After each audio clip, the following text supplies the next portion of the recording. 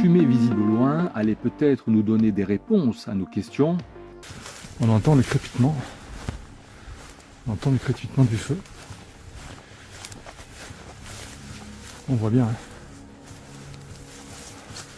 On va se rapprocher. On serait vraiment à proximité de ce qu'on voit de loin d'habitude. Incroyable. Incroyable. Oui, mais je sais pas si c'est vraiment un hélico. Si. Ici, c'est pas un hélico. Moi, je veux bien l'hélico, mais il n'arrive pas. Ouais, je sais. On voit bien qu'il n'y a personne. Non, Personne mais qui non, a attends, pu je me rapproche encore. Je me rapproche passer, encore. passer deux personnes âgées, mais bon, c'est fini. Oui, non, mais j'étais loin, c'est sur la piste, c'est sur la route. Dans le contexte, quoi, En plus, avec un beau coucher de soleil derrière bientôt. Et on n'est pas sur un terrain privé. Donc, c'est pas de l'écobuage. Oui, Pour pas que ça fasse des c'est dégâts ça plus, aussi, t'as raison, oui, c'est vrai. C'est des feux contrôlés. C'est vrai, exactement. Ils sont contrôlés par le phénomène. On est, nous, sur le plateau depuis maintenant toute l'après-midi. D'accord? Et c'est personne qui fait ça. Parce qu'en fait, il n'y a aucun intérêt. T'imagines la distance qu'il faut courir? C'est pas possible, on est parti 5 minutes, enfin un peu plus mais... De la maison. Pourquoi jusqu'à là-haut? Et qu'est-ce qu'il fait le mec? Regarde-toi, il fait... Non, et puis de toute façon, s'il a couru, il les allumait, je vais te dire, s'il a couru, il les allumait, il est encore autour et je vais le filmer. Il y en a un autre qui débarque, regarde, 1, 2, 3, 4, 5, 6, il y en a 6.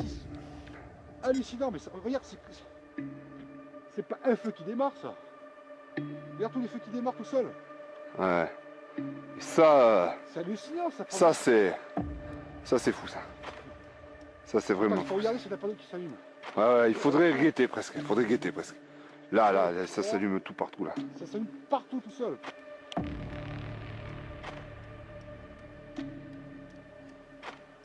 Explique la situation. Il n'y avait pas de feu sur cette montagne. Le feu qu'on voyait tout à l'heure, c'était derrière cette maison. Ouais. On est parti 5 minutes, il y a un feu qui prend là-bas, au milieu. Et c'est tout séparé d'à peu près 10-20 mètres. Regarde, il faut quand même courir. Je les filme tous en gros plan, le tour des feux, il n'y a Ça personne. prend tout seul, ça Il n'y a prend tout seul. personne, il n'y a personne. Tout nous a amené donc sur un site un peu particulier ici. Oui. On va essayer de faire découvrir, qui est toujours dans la région. On est juste un petit peu plus haut. On est sur le village de Grolières. Ouais.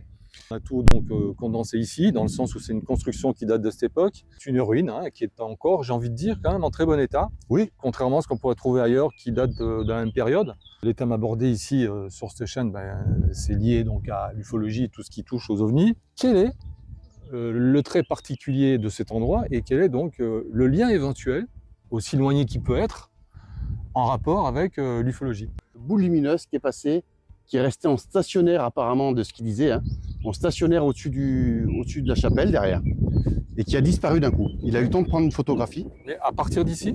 D'après lui, ça avait la forme d'un œuf, mais un œuf, pas un œuf dans le sens posé, Ouais. voilà, un œuf À l'horizontale. Voilà, à l'horizontale.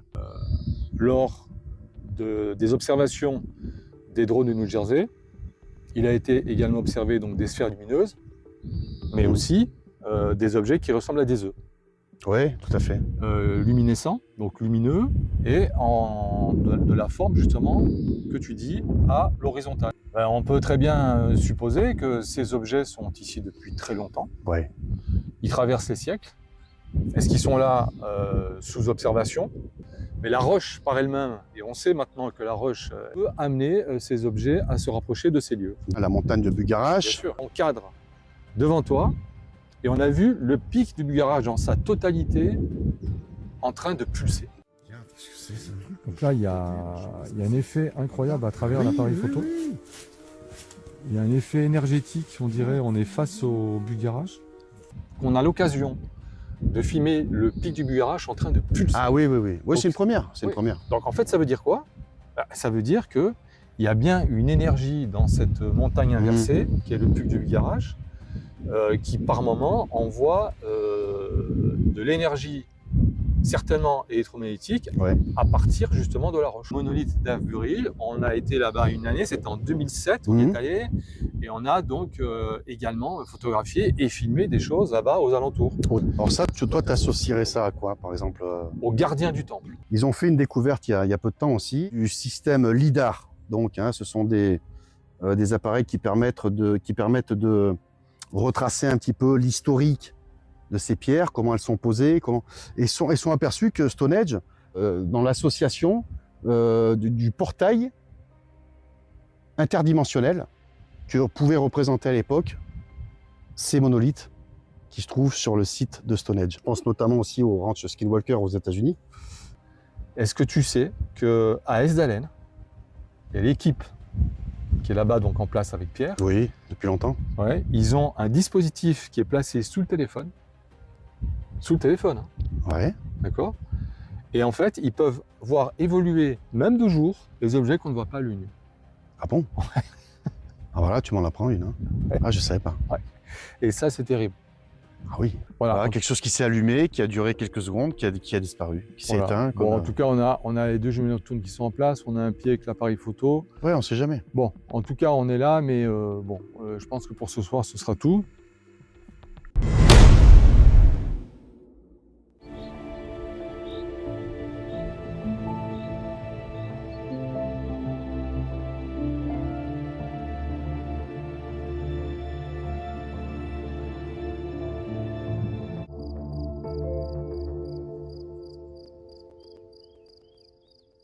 Les drones fantômes tracés en 2025 ne sont pas nés bien sûr en 2025, mais c'est cette année-là que nous avons commencé à les traquer avec les bons outils. Silencieux, insaisissables, ils apparaissent là où le regard humain peine à comprendre. Les drones fantômes ne sont ni identifiés, ni traçables et ne correspondent à aucun modèle civil ou militaire connu. On peut dire que tout drone fantôme est un ovni, mais tous les ovnis ne sont pas forcément des drones fantômes. Alors voici les principales pistes évoquées dans les cercles ufologiques, militaires ou exploratoires. Des prototypes de drones furtifs militaires utilisant des systèmes de camouflage optique. Certains comportements observés dépassent nos technologies connues. Disparition instantanée, silence total, absence d'émissions thermiques. Engins, bien souvent, sont des engins issus d'une civilisation avancée, observant discrètement nos sites clés avec un comportement de type sonde autonome, parfois apparenté à des orbes intelligents, ce qu'on a de temps en temps au col en photo. Des simulations 3D menées à partir des données brutes montrent des trajectoires en spirale inversée, des mouvements en angle aigu, parfois en stop and go spatial, ce que ni drone ni satellite connu ne peut reproduire. Mais ce qui interroge le plus, ce sont des survols au-dessus de bases stratégiques, des présences en orbite exactement au moment des tests d'armement anti-satellite, des apparitions synchronisées entre plusieurs régions du globe, comme si ces entités communiquaient ou coopéraient. Si les bâtisseurs de l'ancien monde avaient laissé derrière eux une matrice fonctionnelle enfouie sous la pierre, seraient-ils donc en train de surveiller nos découvertes et nos agissements depuis l'espace? Pourraient-ils intervenir en rapport au conflit actuel? Je pense pas. Et est-ce que l'activité de ces objets est plus intense dans ce secteur en termes de surveillance? Très certainement. La technologie de construction des pyramides et du grand sphinx de Gizeh fascine les chercheurs depuis des centaines d'années. Ses origines, bien plus anciennes et complexes qu'on ne le croit généralement, repose sur l'idée que le sphinx ne serait pas seulement le produit de la civilisation égyptienne antique, mais qu'il pourrait être l'héritage d'une civilisation extraterrestre avancée venue des confins de notre galaxie, dont le but de cette construction reste encore de nos jours un mystère, mais ce monument serait plus ancien que l'Égypte pharaonique. Le plateau de Gizeh où se trouve le sphinx est connu pour ses alignements astronomiques sophistiqués. Les pyramides, par exemple, sont alignées avec les étoiles de la ceinture d'Orion, où, selon plusieurs études, le sphinx lui-même est orienté vers l'est et regarde directement le point où le soleil se lève lors des équinoxes, ce qui renforce son association avec les cycles célestes. L'importance accordée aux alignements cosmiques dans la construction du sphinx suggère une connaissance astronomique avancée, dépassant celle des Égyptiens de l'Ancien Empire. Certaines théories extraterrestres supposent que ces alignements seraient un indice d'un contact avec des civilisations venues des étoiles, possédant des connaissances astronomiques précises et ayant laissé un message codé dans la structure même des monuments.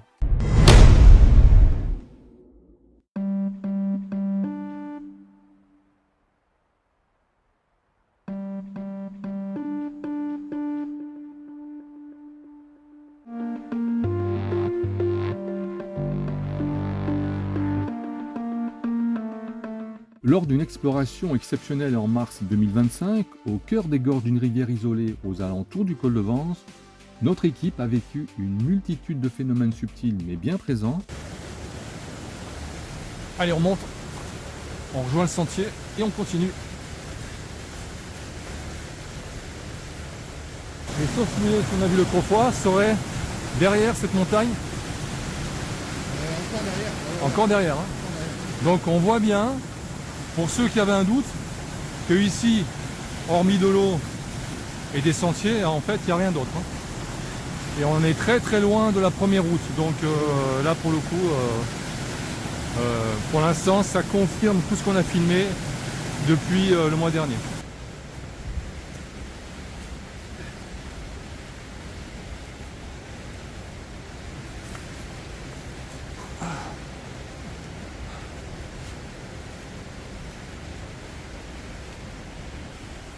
On s'approche petit à petit du point de convergence qui se trouve là-haut, là où ont été filmées les sources lumineuses. Et on voit bien qu'alors là, si quelqu'un me dit qu'il y a une raison valable pour venir ici entre 1h et 3h du matin, on est exactement à travers les arbres au point de convergence. C'est-à-dire là où se situe exactement ce qu'on a filmé. Le problème, c'est qu'on n'a aucune ouverture, on n'a aucun plan visuel. Donc en fait, on peut pas à partir d'ici.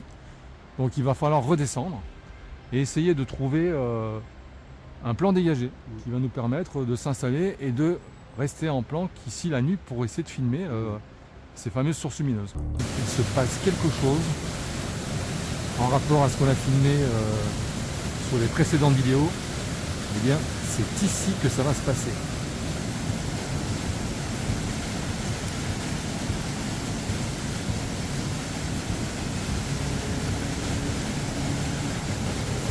Bon, depuis tout à l'heure, on entend plein de sons bizarres. Non? On entend des bruits, hein, quand même. On entend, et c'est pas l'eau, hein, c'est ça. Hein. On entend des bruits de portes de bagnole, des voix, comme des voix un peu trop bizarres. Ça devient bon là? On sort un peu dans le vif du sujet. Ouais. Heureusement qu'on a le bon petit feu parce que la température commence à descendre. Passer trop de trucs là depuis tout à l'heure. Bon, le truc c'est ça s'entend pas à travers la caméra. Non. Mais on l'a entendu tous les deux. Ouais, tous les deux. Ouais. Bon, on a entendu de une le bruit, Très fort. mais multiplié par. Le problème c'est que c'est masqué avec la cascade. Ouais, c'est ça. Mais on sent qu'il y a un bruit au-dessus de la cascade. Oui, c'est ça. Et c'est ce bruit, ce fameux bruit que j'ai entendu. Et après, c'est l'impression d'avoir un avion énorme, Oui. avec des grosses hélices qui passent ça, au-dessus de nous. C'est ça. Et En qui quelques est en train secondes. d'être en contact avec cet avion quasiment. Oui. Et ça a duré quelques secondes et voilà. Là, on l'a entendu ensemble. Ouais, ouais, tout à fait. Donc, C'est très pesant comme bruit. Ça- une fois de plus, ça fait penser aux dimensions un peu parallèles, tout ça. Ouais, tout à fait. Alors, là, tu vas le voir à travers. Ils arrivent par l'eau ici comme ça. Et en fait, alors, voilà, en fait ce qu'on voit c'est ça. C'est, voilà, ça ressemble à ça quand ils passent en fait. Ces espèces de lumière, de luminescentes qui bougent. En fait le phénomène passe par là, donc il passe par l'eau, ce qui fait ressortir ces espèces de pulsions lumineuses qu'on a toujours vues et toujours cru, enfin toujours vues et enregistrées depuis le début. Et en fait le phénomène après il est là et il monte. Il monte comme ça et il passe ici et il remonte vers le croisement qui sont juste là. En fait depuis le début c'est ça qu'on voit.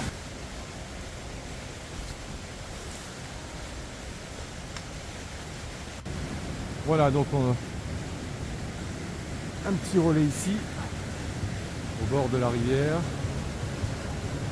Déjà là qu'il nous ait coupé les batteries de la jumelle nocturne, bon, bah voilà, hein, ça a été une façon de dire vous êtes trop proche, vous ne pouvez pas nous filmer, on a très bien compris.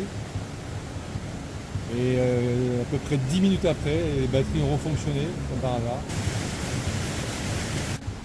Bon alors, là, on est en train de filmer Et en fait, vous voyez rien parce que en fait, il fait tellement nuit. Là, on est en pleine montagne. Il fait tellement nuit. Je vais juste vous prouver que c'est vrai en allumant ici. Là. J'ai Titoff à côté de moi. Je vais éteindre. Donc on est d'accord qu'on est sur le sentier, en pleine montagne, exactement comme le phénomène pourrait l'être, qu'on a filmé. Et regardez. Voilà. Et voilà. Ce qui fait que là, là je fais un 180. Ben, vous voyez pas parce que tout simplement, vous pouvez pas voir. Il fait tellement nuit et sombre dans ces montagnes que une fois de plus, ça corrobore nos éléments avec les vidéos qu'on a. Que de toute façon, même encore, il est impossible que ce soit des gens, des personnes qui viennent là s'amuser avec des lampes. De toute façon, de une, ça ne ressemble pas.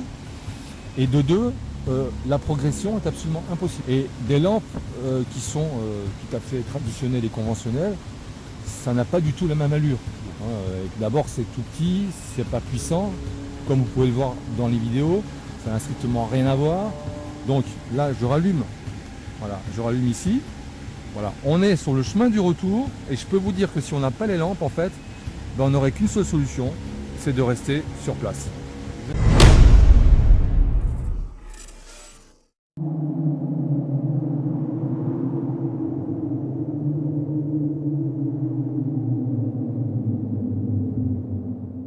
Alors mon Titoff, c'est parti pour aujourd'hui. Ouais. Une super journée. Ouais, très belle journée, ouais. On est en pleine période de Grand Prix, donc ça vous laisse supposer la date à laquelle on est aujourd'hui. Justement, concernant tout ce qui se trouve au sol en ce moment, tout ce que les gens peuvent découvrir et tout ça, tu m'as parlé d'un truc intéressant. Ouais. Tu m'as fait mention d'une chose assez intéressante tout à l'heure. Et j'aurais bien voulu que tu expliques là. Ouais, tout à fait, parce que c'est passionnant. Alors c'est une série qui passe en ce moment sur, alors, je sais plus la chaîne exactement, mais bon, on peut la trouver sur internet hein, avec des liens. C'est un endroit qui se trouve à 30 km à peu près, à quelques dizaines de kilomètres du fameux ranch Skidwalker dans l'Utah, Ouais. aux États-Unis. Ouais, très connu d'ailleurs. Voilà, très connu, très réputé. Et donc c'est un propriétaire qui possède beaucoup d'hectares et qui depuis 10 années fait les recherches sous-sol pour essayer de trouver un trésor inca. Ils avaient peut-être fait des recherches avec une espèce de radar comme le lidar, etc. Ça. Alors, ils ont été guidés dans un premier temps par des écrits. Ils ont trouvé des écrits, ils ont trouvé des vieux documents. Et donc, alors je ne vais pas vous parler de toutes les découvertes parce qu'il y en a beaucoup. Il y en a une particulièrement qui est impressionnante. C'est qu'ils ont découvert, donc à peu près 26 mètres sous-sol, des galeries taillées par des bras certainement humains. On va pas trop partir dans les dérives. Oui, mais de toute façon, on ne sait pas pour l'instant. Mec, au niveau des spéculations, il y a des hypothèses. En tout cas, ce qui est bien, c'est qu'on a un groupe de chercheurs outre-Atlantique. Eh bien, je suis sûr certain qu'il y en a plusieurs, Ouais. qui sont en train de faire des belles recherches de ce côté-là. Et peut-être que grâce à eux aussi, on avancera peut-être aussi de notre côté. Voilà. Ah, alors, d'accord. Ouais. Un petit peu comme si on découvre, d'ailleurs on en a parlé sur le dernier épisode, quand on découvre un petit peu donc les morceaux du crash de Roswell, Ouais. où on se sont aperçus aux études de ces débris que finalement ça n'a rien à voir avec les composants qu'on pourrait trouver Voilà, sur notre Terre. Voilà, c'est ce que je cherchais, les composants. Les composants ne sont pas terrestres. Oui, de toute façon je pense qu'ils diront pas tout. Hein. Non. C'est-à-dire que comme d'habitude, il y a toujours une partie qui restera dans l'ombre. Pourquoi? Parce qu'ils se protègent, Oui. Alors, chose très importante que j'ai oublié de dire aussi, quelque part. c'est qu'ils sont surveillés. Bien sûr. Ils pensent certainement par le gouvernement. Ils ont découvert des caméras qui les filment 24 heures sur 24, cachées, Non. du matériel militaire. Donc ça a été approuvé par un spécialiste de caméras extérieures. Ouais. Ils disent ça c'est du matériel qui coûte très très cher et c'est du matériel militaire. Le chemin. Ouais. Donc je viens de m'apercevoir que il y a deux chemins pour monter. Ouais. Et là on est au croisement des deux chemins. Donc finalement on a pris le bon chemin. Ouais. Allez, c'est parti. Et d'après mes calculs, on devrait être bientôt sur le plat. Finalement, je pense pas que ce soit trop Pas compliqué. Hein. Ouais, ok. Ouais. Ça marche. Je vois déjà la butte là-bas. Donc on continue. Allez, on y va. Ouais. Un nouveau sac devant et sac derrière, comme l'autre fois. Exactement la même configuration. Et puis on verra un petit peu quoi. L'avantage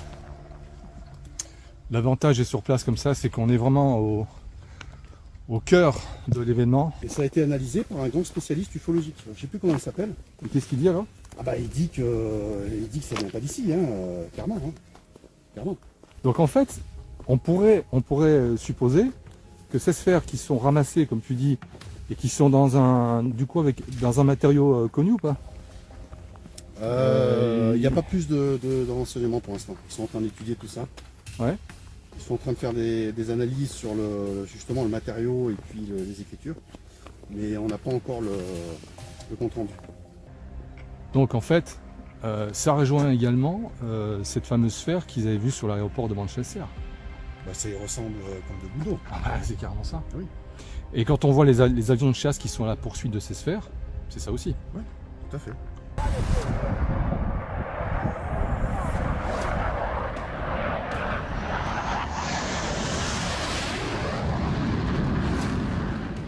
Donc alors, pourquoi subitement, c'est la question qu'on peut se poser.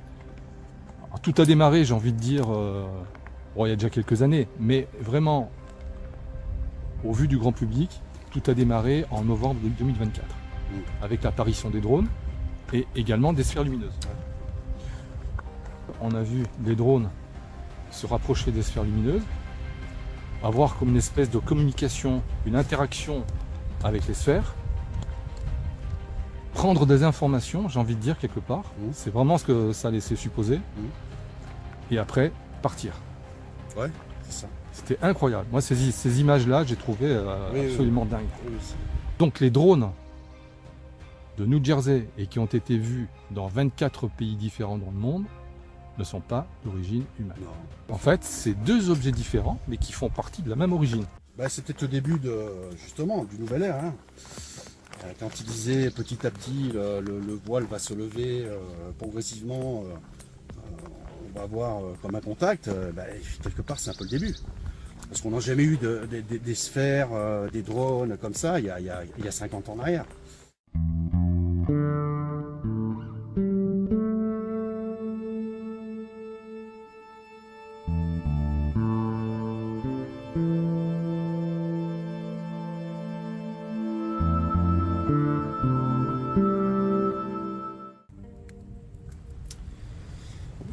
Alors, on est fin mai, donc on est encore sous autorisation de faire des barbecues.